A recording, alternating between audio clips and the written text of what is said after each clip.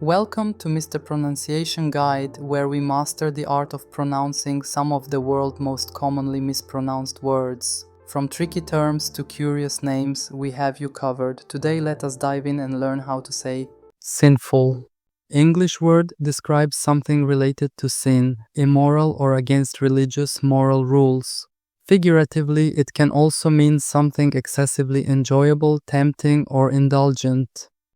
Sinful.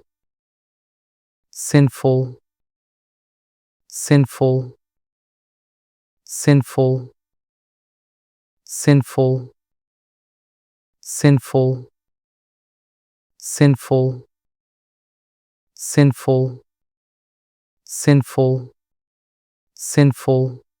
Check out more videos on pronouncing tricky words and names with confidence. Avoid common mispronunciations with tips from this video. If you found it helpful, I would love your support. Thanks for watching and I will see you soon.